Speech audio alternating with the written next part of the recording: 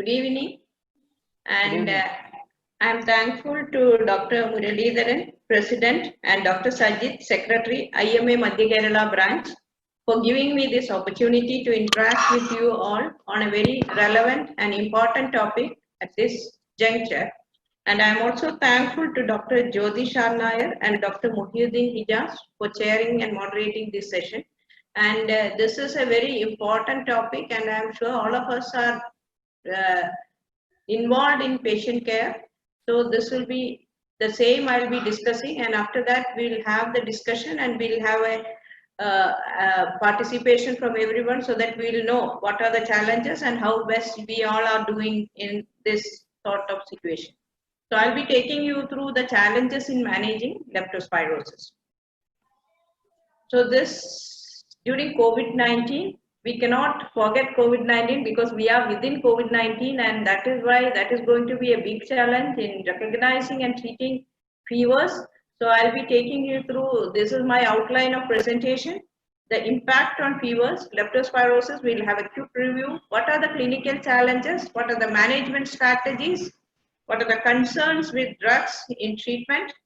And what should we do with the high risk group, and ultimately we all be ready to see this sort of outbreak and the situation of COVID-19 together. So we'll have to take care of ourselves, and I have no conflict of interest for this presentation.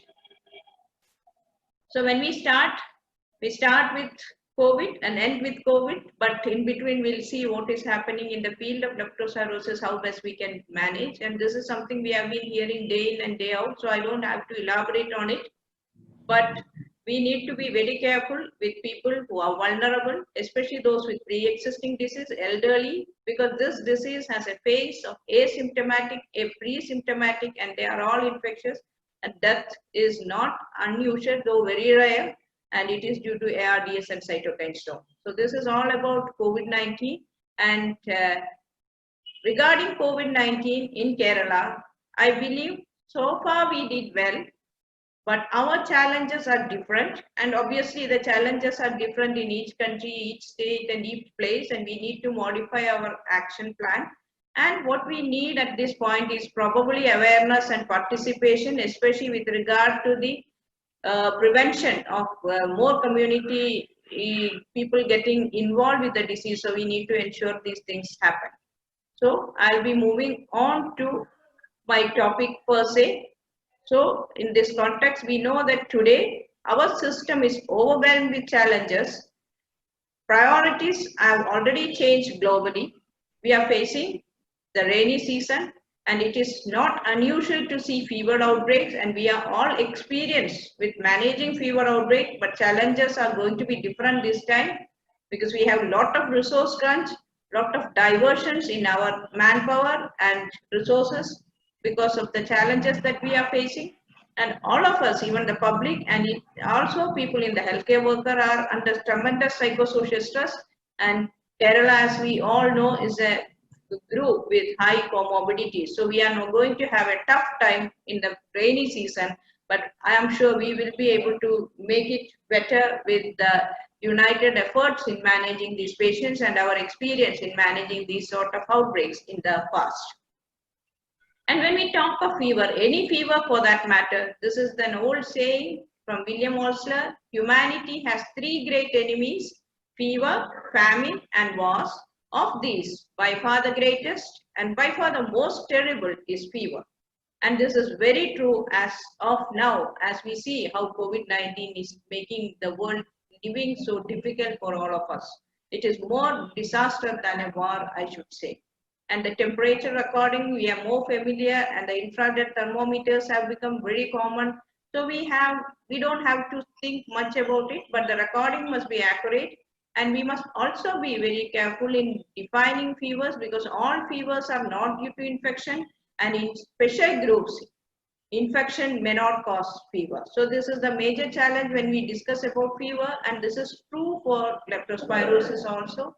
And this is just to take back our undergraduate days. Fever is always either continued, remittent, or intermittent, as we see in malaria. So what are the problems in this monsoon that we are going to face? This may be slightly different in places where we practice, even in Kerala, But obviously, we are going to see scrub typhus, lepto, enteric malaria, viral hepatitis, viral encephalitis, dengue, H1N1, and other things. But probably the most important ones definitely going to be dengue, chicken, H1N1, lepto, and scrub typhus. And our focus is primarily more on leptospirosis because that is a disease. If we detect early, there is a lot of scope for prevention and a lot of scope for treatment. If you do the treatment correctly and appropriately, we initiate the treatment. And every year when we have this fever outbreak, this is a very interesting cartoon by Rajendra Kumar way back. And I think that was some time back when there was a World Cup happening football. And people were so immersed in this World Cup. But we were in the Medical College, we were fighting with all this like dengue, malambani and all sorts of things. And this is going to be the same, and it's being repeated year after year. So now we move more on to the leptospirosis. We all know it's a zoonosis with protean manifestations and is caused by the pathogenic spirochetes of the genus Leptospira. And we know that rodents are the most important reservoirs for maintaining transmission. And infected animals shed the organism in their urine throughout their life and resulting in contamination of the environment, particularly water. And human infection happen from exposure to environmental sources, mainly animal urine, contaminated water or soil, or infected animal tissue. But usually this is an animal urine contaminated water when we walk through, and the portals of entry include cuts, abraded skin, mucous membranes, conjunctivae, through occupational exposure, or living in rodent-infested, flood-prone urban slums, which we have seen in the last flood and the previous flood, but we could do to a large extent by proper interventions. And what are the risk factors for infection? This I don't want to elaborate because we all know this. This is the occupational exposure, recreational activities, especially freshwater swimming, household exposure, pet dogs, domesticated livestock, infestation by infected rodents, and most important as far as Kerala is concerned is walking barefoot through surface water. This happens when there is small areas of waterlogging. We are forced to walk through this, and immediately after this waterlogging, we see an increase in cases of leptospirosis in our place also.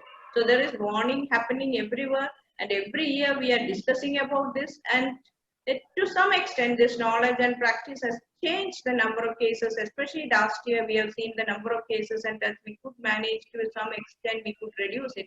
So there is a lot of scope for timely initiation of treatment. This is just to share how beautiful it is. This is the unique question mark hook at the end of the bacterium. This is the spiral shaped Leptospira about which we are talking now.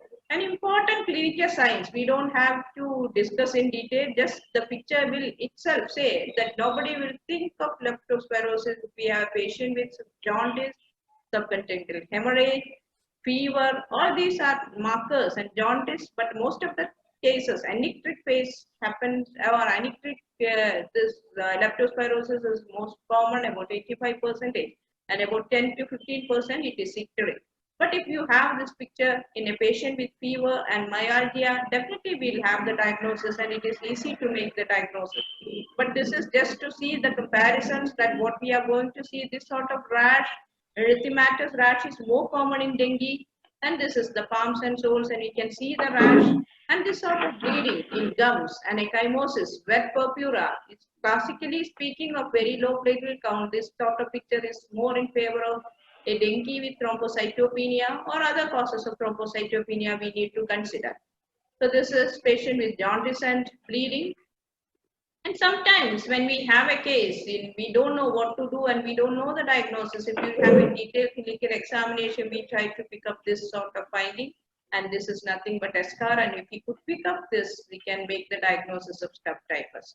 But we should not be carried away by subconjunctival congestion, because this patient has got subconjunctival congestion, and we can see this was in fact a COPD patient, and he is coming with acute exacerbation of COPD. So we need to have a detailed clinical examination.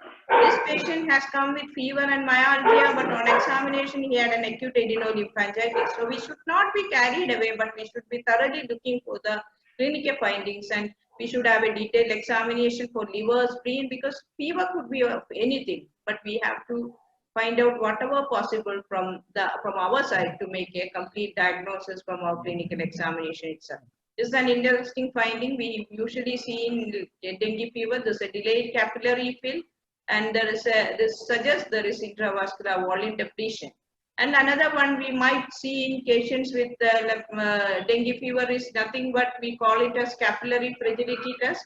When EP cuff is applied and inflated to the midpoint of systolic and diastolic for 5 minutes and look for the purpuric spots or the petechiae. And if you see this large number of petechiae, it's more suggestive of purpura, it's more suggestive of capillary fragility and thrombocytopenia. And sometimes we may see a patient we treated very well and see that this sort of swelling, this is the thrombophlebitis, and all sorts of things we might see. So we need to think of those things once we treat the patient and still the patient continues to develop fever. This sort of things also we must keep in mind. So this is about an overall clinical presentation and clinical picture. We should be looking for any sort of fever. But when we move closer to leptospirosis, we know that the clinical course is variable. We can get subclinical, we can get mild to severe, and we can get fatal cases. And the incubation period is 5 to 14 days. It could go up to 21 days. But the main factor is the size of the inoculum. Because if you have exposure with water from a large clean river, will have many times less bacteria per liter than urine direct from a rat. So this decides how fast we get the disease and how severe the disease that can be. And we know that leptospirosis is classically a biphasic illness, two phases, but we must understand they may overlap clinically, particularly in the setting of severe disease. And that may be a clinical challenge because patient may come with this typical fever, myalgia, conjunctival hemorrhage, jaundice, and all on a sudden patient goes to the second phase. That is the immune phase with the liver and spleen involvement. So may not get it because within 5 days patient may become bad, and by the time the antibody test is positive, the patient has gone into the immune mediated phase because of with recurrence of fever and development of complications. So this sort of rapid worsening, that is something more challenging for a clinician. So we have to be very, very careful. These two phases may merge closer and they may go into a severe phase, even though classically leptospirosis is described as a biphasic illness. What are the signs and symptoms? Could be asymptomatic. As I said, 85% may be anictric, maybe mild influenza-like illness, and that could be challenging because in that situation we may have to differentiate it with COVID-19 sort of things, but this is usually rare. Patient may come with Beale syndrome, that is jaundice, renal failure, hemorrhages and myocarditis, meningitis. Pulmonary hemorrhage is another challenging presentation with or without respiratory failure, and the case fatality rate in severe disease is as high as 5 to 30%.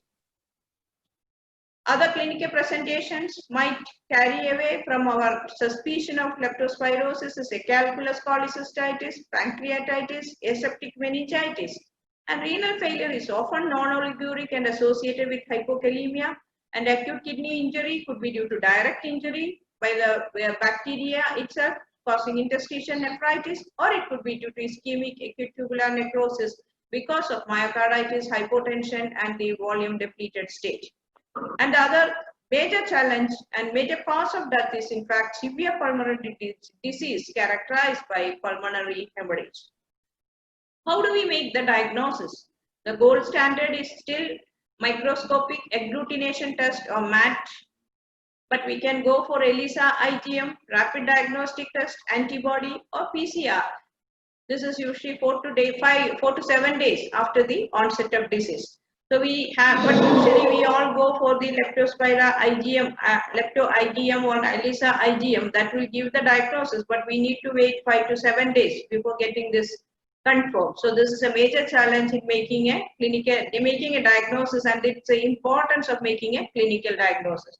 So we have already discussed what are the complications that are possible. It's renal failure, that is Beale's disease, pulmonary hemorrhage, acute respiratory distress syndrome, myocarditis, rhabdomyolysis, and rarely uveitis, optic neuritis, and peripheral neuropathy. But how can we manage these cases? There are many things that we can do even at primary care level. Because usually earlier we used to say, don't worry, if you have a fever, you can be at home for 3 days. But in leptospirosis, we cannot do that. We have to have an early clinical diagnosis. We need to start doxycycline, or if the patient is on outpatient management, we should start that doxycycline treatment. That means prompt initiation of treatment is very, very important. And we have to suspect leptospirosis in this fever or epidemic that is going to happen. Even in COVID suspects too, doxycycline is the treatment for outpatient department. And the other very, very important message is, at any cost, we should not be prescribing NSAIDs, because we may be tempted to prescribe because patient will be saying low backache, severe myalgia, but we should go with paracetamol, because this might lead the patient to acute kidney injury if we use it inadvertently, especially if the patient has got features of volume depletion. Ensure adequate hydration. And in situations where we suspect this patient has got a risk of exposure, like people working in those sort of water, so we have to advise them on doxycycline prophylaxis wherever appropriate. So we need to focus our challenges, our area of practice, and prioritize care as 1, 2, 3. Discuss and find out whether we can treat the patient at our place or the patient has got any complication. But from the day one the patient comes to us, we should be initiating treatment to prevent the worsening and prevent the development of complications. And I will discuss some of the spatial challenges which must keep in mind. Patients come as myalgia, weakness. Weakness means patient will say severe pain, and patient says patient cannot move the limb. Low backache, to the extent that the symptoms may be so very prominent that patient might altogether go to other department. Fever may not be predominant from the history. They may reach in ortho OPDs. Obviously, a patient comes with such a severe myalgia, without fever, we are tempted to prescribe NSAIDs, and only when asking specifically for fever, they will come up with a history of fever. And we may be pushing them into acute kidney injury. So this has to be kept in mind, especially when initiating treatment for any sort of backache, any sort of myalgia. Think of lepto, because we have to ask for fever. Because these patients later may present with hypotension, dereach liver and renal functions.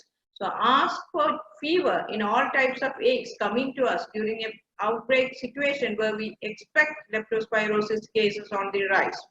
Young adults, we usually have a biphasic illness, but they may have a rapid immune phase response.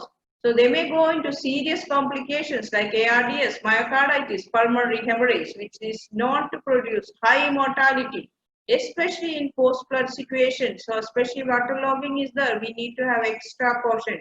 We cannot expect the usual presentation. They may come early. Both the phases may merge. So they may develop even before the IgM positivity come with the second phase, and they may go into complications and may even die. So this has to be kept in mind, and initiation of treatment must be timely and appropriate. So we need to have a good clinical diagnosis, early decision making and patient care. And fever triaging, we know that all sorts of fever now will go to the fever triaging and isolation facility. So we have to pick up these cases by timely intervention and questioning the sort of myalgia. We have to think of leptospirosis.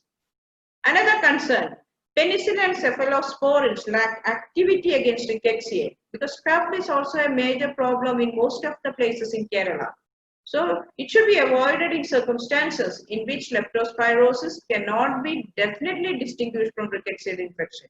Those situations, if the patient cannot take orally, we can go for intravenous doxycycline or intravenous azithromycin. And another important point I would like to mention or emphasize, that in cases of leptospirosis, there is insufficient evidence for routine use of corticosteroid. Though we say that there is an immune phase, that is the reason for all the complications and even death in leptospirosis happening. And as usual, we have to be very, very careful with regard to the vulnerable groups. Vulnerable groups, those who we are asking for them to be in reverse quarantine. They may have a delayed emergency department visit. Fever is blunted. Fever may not be there at all. An elderly and diabetic, so we have to be cautious. Admissions in wrong places. Mass clinical presentations, they may land up in COVID, non-COVID area. So even if we have this minimal suspicion, we need to initiate treatment by even if fever triaging is existing, admissions, isolation, but we should not forget this diagnosis or the diagnosis of fevers due to other causes in this situation. COVID may be coexisting, but fever, the cause of fever may be something else. Another important thing that usually happen in vulnerable group, especially with comorbidities, we are more careful about managing the presentation, the problems of leptospirosis, and we comfortably forget about the comorbidities, especially diabetes and hypertension. So this has to be taken care of in every patient, and patient may be first presenting with high blood glucose because of the stress involved in these situations. So we need to address the comorbidities with severe illness, and because it is associated with high mortality. Think of diabetes, think of hypertension, chronic liver disease, especially alcoholic liver disease coexisting with leptospirosis is always a cause for increased mortality. Chronic lung disease, cancers, chronic kidney disease, immunosuppressant, all these we need to be very, very careful when deciding treatment in cases of leptospirosis. We should not forget these comorbidities. And drugs during COVID-19. This is COVID-19 I am talking because we had a lot of discussion, so I thought I'll put a slide because we should not stop drugs inadvertently, ACE and ARV. There is no other reason for discontinuation. We should not stop except in situations like hypotension, acute kidney injury. So diabetes to be addressed, hypertension to be addressed, and in leptospirosis we have already discussed, and in COVID-19 fever also, STENA-SAIDs to be avoided. If at all you want to treat, you treat with paracetamol. And the other important message is if you have a running a fever triage and we don't know whether it's COVID-19 or lepto, always, and even in both the situation, it is important to avoid glucocorticoids, and we usually avoid nebulized medications also in patients when we suspect COVID-19 and patient comes to the fever triage. And we may get this sort of questions from the public. There was a dead rat in my water tank. What to do? We know that the bacteria is very sensitive to acids and disinfectants, and whatever disinfectant, whatever way of disinfection we are doing, just usually present no health hazard, and water will be acceptably safe for drinking by boiling it for 5 minutes. Disinfecting surfaces and materials. Normal concentrations of detergent, disinfectant, and soap can be used to clean surfaces, and the bacteria are instantly killed by drying. So these sort of small messages also we can give to patients because they will be very afraid of it. So I have already discussed about the treatment for outpatients with mild disease, doxycycline 100 milligram orally twice daily for 7 days, or azithromycin, especially in pregnancy or young children. We can think of azithromycin as once daily for 3 days. For pregnant women, we favor treatment with either azithromycin or amoxicillin. For hospitalized patients, where we think this is leptospirosis, penicillin 1.5 million units intravenously every 6 hours, doxycycline 100 milligram IV twice daily, ceftriaxone 1 to 2 gram IV once daily, or cefotaxime 1 gram IV 6 hourly. The duration of treatment is 7 days. But usually we go with doxycycline as oral medication because it covers the staph typhus also.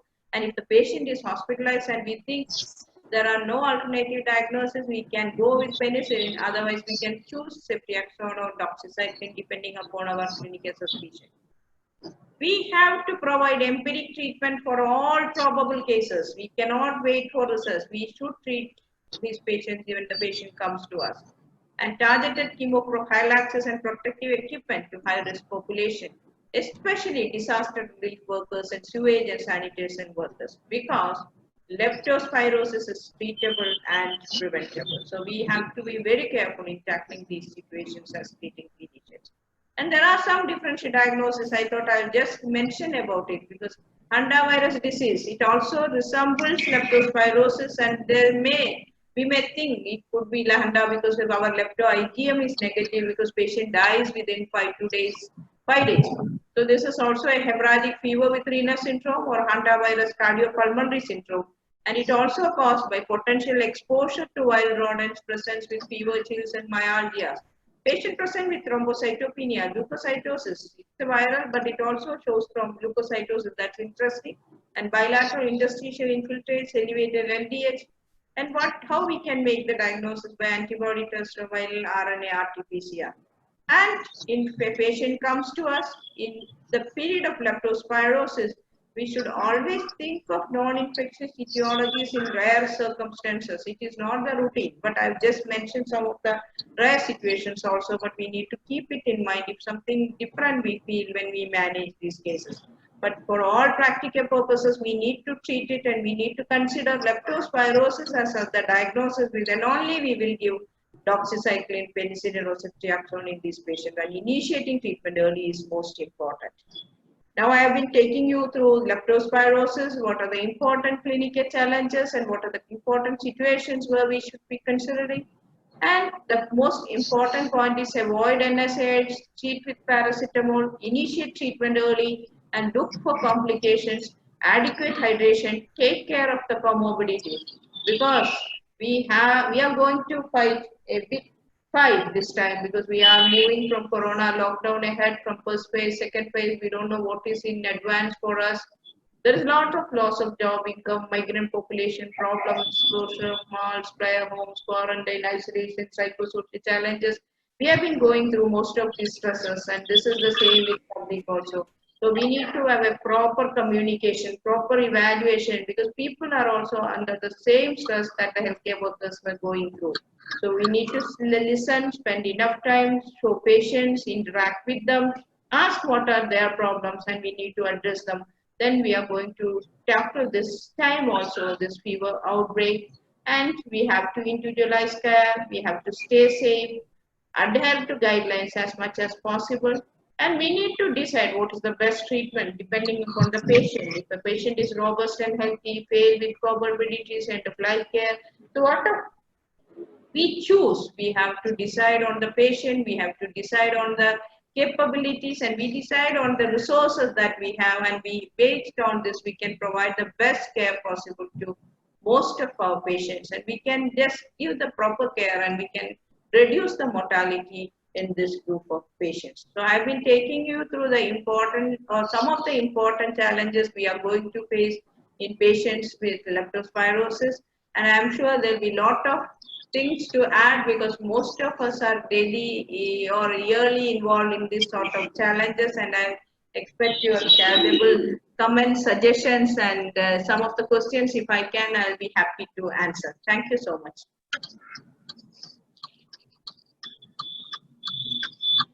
Thank you. Moderators. Yeah. Dr. I think Dr. Jyotish not yet joined, I think. No, I have joined. I have joined. Okay, fine. Okay. Good evening.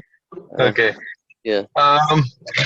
Chandni ma'am had been my teacher in medical college, and I've seen her how they excellently we have been managing as a team leptospirosis, and the challenges she had presented is from the real life with a lot of experience in managing leptospirosis and so many other diseases also. So as ma'am mentioned, any case of fever with myalgia in this season should be taken as leptospirosis and treated aggressively, and initially we have to go in for a antibiotic treatment properly. So if anybody has got any questions, any doubts or anything, they can just unmute and then go ahead with the question. Sir, one Dr. Sunil Isaac has raised a question. If patient is allergic to paracetamol, one question has come. It's a challenge. And earlier we used to give Nimesulide for those cases, but it has been gone out of market. Now, if the patient is allergic to paracetamol, usually patient will have a solution. What the patient does if the patient develops fever. That's what I usually do. I ask the patient what you usually do because patient will not be able to take paracetamol. And I even in those situations, I won't prescribe any NSAIDs. Maybe we should go ahead with tepid sponging and all those other supportive measures only. Yeah. NSAIDs cannot be given because that can create a big problem later on. And if we really explain it, I think patient will not be ready to take NSAIDs also. Yes. But aches and pains is a big problem in those situations. Ma'am, one question. Actually, you talk about the subclinical phase in leptospirosis. Can you just say a few words on subclinical phase? Clinical phase, we know there won't be any clinical symptoms at all. But if the patient is having any trick phase with myalgia, we need to start treatment. Subclinical, usually they won't have any symptom and they will not come to us. But any trick phase, we have to suspect and we have to initiate treatment. So in those cases, we have to go like a fever protocol only to investigate No, and find no, out. subclinical, I mean, they won't even have any symptoms. Okay. Okay. Jyotish sir, one more question is there. Okay. That is from Dr. Sajish Asyogan. How useful is the leptospot test? I'm not sure very much to that answer, but if it is tested positive, it is good. But I don't know the sensitivity and specificity to mention. If anyone can add it, I'd be happy to hear. Jyotish sir, in that No. questionnaire, I don't the have any answer- idea about the spot test. We have not been using that pretty often. And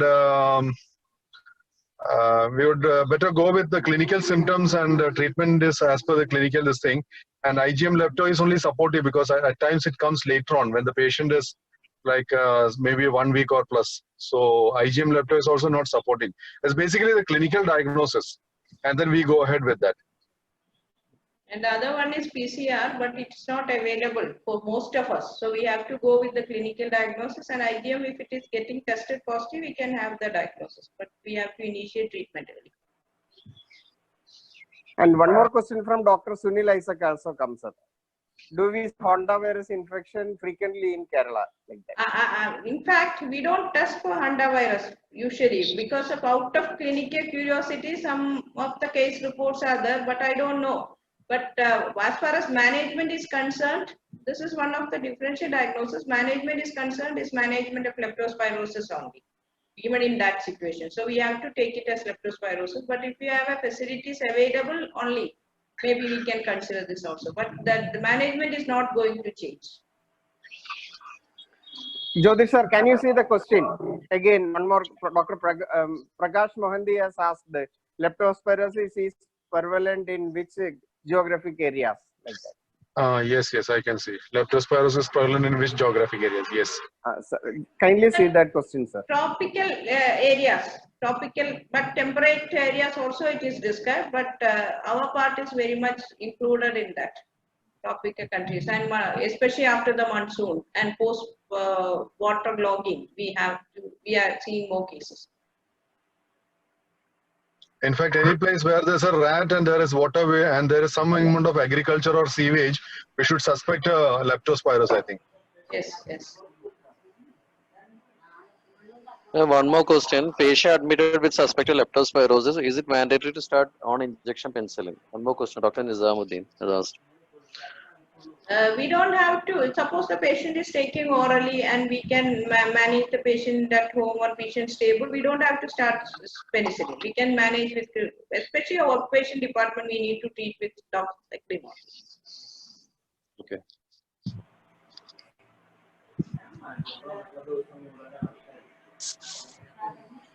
What about the blood parameters in leptospirosis? What is the route in blood parameters? Usually What we will happen say with the that it is neutrophilic leukocytosis, but anything between 4,000 to 11,000 or 12,000, any range of, because it is not giving a exclusion. Whatever be the total leukocyte count, you have to start and treat as leptospirosis only. But in the classical teaching is neutrophilic leukocytosis. But we usually do not see or we don't expect in all the cases. There's one more question. What are the clinical clues by which we differentiate between dengue and leptospirosis? And I've seen some of the pictures where you have seen that erythematous rash, delayed capillary refill time, purpuric spots, thrombocytopenia, wet purpura. All these things, if it is there in a patient, we suspect dengue. But leptospirosis also, it doesn't, even if a patient has got thrombocytopenia, we cannot exclude leptospirosis. But leptospirosis classically has got this sort of severe myalgia. And for all practical purposes, if we have fever and myalgia with the normal count, not marked leukopenia we will consider it as leptospirosis only because it is treatable, and if we don't start antibiotic timely, it is not going to work in this patient. Ma'am, I would like to add one more thing. In that in dengue, predominantly the patients have a joint pain rather than and a bone pain rather than a muscle pain, whereas in leptospirosis predominantly is a muscle pain. I hope I am correct. Yes, yes. Myalgia is more classical, but low backache is classically described because I don't know, Yes. textbook may not say, but in leptospirosis, we have enough experience that patient has gone to orthopedician. Because pain, Yes. the more important symptom was the low backache and muscle pain. And we cannot blame the orthopedician because if the patient may not be willing or may not be coming with the history of fever most of the time. So my message is always ask for fever. Any sort of myalgia coming to us, whatever be the specialty, we need to ask for fever. Yes, that's correct. One more question. Doxycycline use and dose in pediatric leptospirosis. Doxycycline, I cannot say, but doxycycline can be used. That is what they say. It is safe. But we have azithromycin. So we can go with azithromycin. That is my feeling in pediatric population. Doxycycline is not that problematic as tetracycline. We can use doxycycline in indicated situation. But for pregnancy and pediatric, azithromycin will be better. That is what I believe, especially in pregnancy also. One more question has been asked: is chemoprophylaxis effective? Chemoprophylaxis, we last flood situation, we have given chemoprophylaxis widely, and for that reason or not, but we believe for that reason the cases were very less for leptospirosis. And but WHO site says it can be used in people who are really exposed to that sort of works. But in Kerala, we walk through a lot of waterlogged areas, and that may not be the situation in most of the other places where they have written the guidelines. That may be the reason where Kerala we were advocating more use of doxycycline prophylaxis, and it's widely advocated, especially in those workers, sewage or waterlogged, wherever they work. We advise them to weekly 200 milligram for 7 weeks or so. That by that time, that risk is over. Generally, it should be considered that chemoprophylaxis is effective. It seemed to be effective. Yes. One more question. While discharging a patient with completed treatment for lepto, what advice should be given for warning symptoms for a review? Suppose the patient we have treated and we have discharged. Usually they won't have any problem, but some of the patients will be having jaundice, or some of the patients will be having pre-existing diseases like diabetes or chronic liver disease or all sorts of things. So we may need to follow up these patients. So if there is a elevated liver enzymes, we don't know it's due to the disease itself, leptospirosis itself, or something pre-existing. In those situations, something is, we can have a review for all those patients, but after that we don't have to keep them in review. But if they have something that is unsettled, or because we don't want to miss any clinical diagnosis just because we have made it and treated as leptospirosis. And we need to look for comorbidities like diabetes and all those things if they have developed any hypoglycemia. In that way we can plan, and it is in fact we have to individualize how frequently we have to follow up these patients. I think, ma'am, we have seen a few cases of uveitis presenting late in leptospirosis. Because I was in your ward when we had a few cases, I think. Yes. It's a described association, and it is said that it comes after some time. So after some time. We can follow them up, or we can suggest if you have any new symptoms or a new problem, you have to come to us when we discharge the patients. But it is not that every patient has, but we need to keep rarely.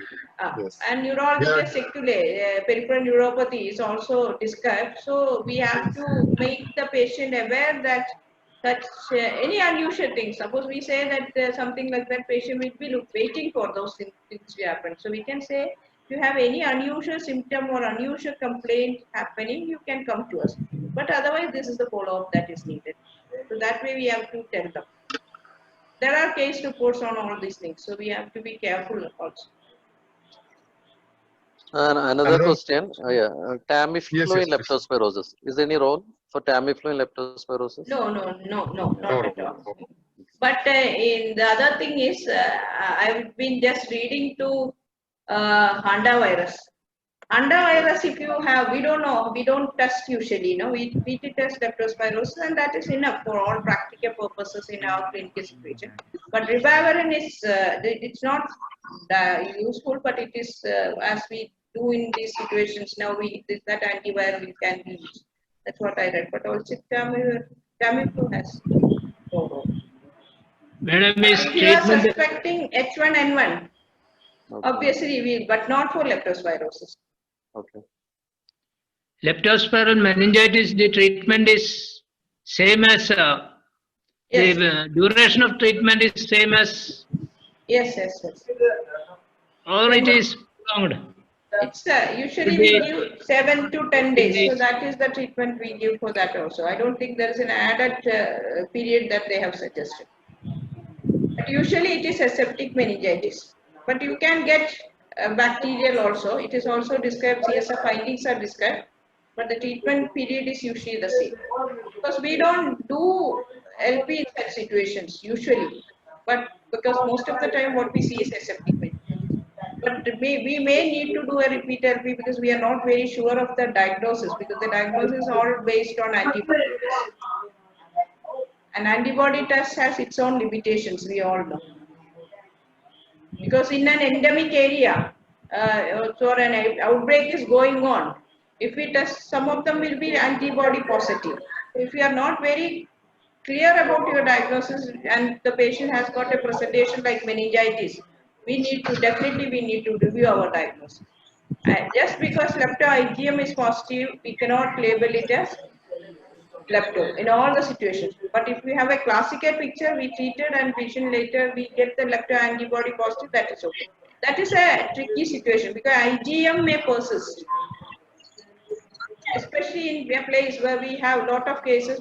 Some of them may be asymptomatic or subclinical conversion, or some of them may be anictic and patient may not be aware of it. So if those situations, just because IgM is positive, we cannot think that all the cases are like that. That is also very important. Is it not better to use ceftriaxone in if meningitis is there? Yes, ceftriaxone is equally good and it covers if you suspect typhoid, something like that. Now we can choose the best option. If you suspect meningitis, it will be better than CP because it covers at least 2 diseases also. If you have the suspicion, it is better, obviously. And how Another is the question that is, sorry, you can yes, yes. go on. Okay, another question asked is how common is pulmonary alveolar hemorrhage? And Pulmonary alveolar hemorrhage, how common, I don't know the percentage, but in severe cases it is seen, and it is, or most of us might have seen, and the mortality is very high. The treatment is very difficult in such situations. okay. Ma'am, Another you said question. about Yes, please, teacher. you said about amoxicillin pregnancy. So how is the response of amoxicillin pregnancy, prognosis and all, if you give amoxicillin?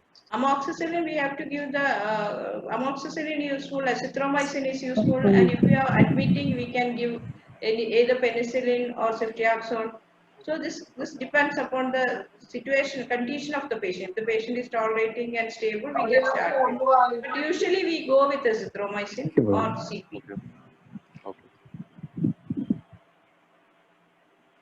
In fact, it is sensitive to most of the antibiotics, and starting any antibiotic will give a result. Only thing is penicillin is a baseline and it's cheapest, and then we can start it. So there is no problem in starting any antibiotic. And given the condition, we can start whether ceftriaxone or any of the antibiotic. That's what we have seen in general. Yes, agree. There's one question: if blood culture is negative, antibody testing non-conclusive, should next step be urine culture or PCR? PCR early phase, definitely we can go for PCR, but I don't know whether the urine culture will give the yield. But urine we do in the initial phase. If you have dark field microscopy, this is helpful. But I don't think urine culture, how far it is useful, I don't know. I don't think it will be useful. But in the initial phase, if you go with the dark field microscopy, but the yield will be very low and we have to do it very fast because that's the very fragile, it will not last long. And most of the time we go by the clinical this thing rather than by extensive testing to find out whether the patient has got a lepto or not. Clinical findings itself are very prominent in fact this leptospirosis. Yes, early diagnosis and early initiation is very, very important. Yes. I think, ma'am, it's been quite extensive. Yeah. And there are so many questions coming in, and then we will be trying to answer sometime later, or maybe directly to the attendees. So I hope we can. Shall we complete the discussion today? What Yeah, about? yeah. What about the moderator, Yeah. Jyotish? Yeah. Yes. Time Yes. is up, I think. Time I think is by around 50 minutes into the talk. Yeah. Thank you, ma'am. Actually, all your experience you had put in to make this talk really like exhaustive and discussing almost all the points. Thank you very much, ma'am, for that nice presentation. Thank you. Thank you. Thank you very much, madam. It was Thank very you. useful. Thank you so Thank much. you very much. Thank you. Thank you, madam, and thank you all, sir. Thank you. Thank you. Big thanks to everyone. I invite Dr. Jyotish for vote of thanks. And Dr. Sajid. Sajid. Yes. Dr. Sajid. Yeah. Okay. Dr. okay, Sajid. okay. Yes, I'm here. It was very fascinating and engaging. Are you hearing me? Yes, sir. Okay. Yes. First of all, I would like to thank Dr. Chandni ma'am for spending this time with us. I think you will be happy to know that it was a stunning talk. Management guidelines you shared with us was highly informative and will be very useful in our practice. Thank you, ma'am. My heartfelt thanks to my friend Dr. Jyotish and my brother Dr. Hijaz. Both of you were exceptionally helpful and supportive for this program.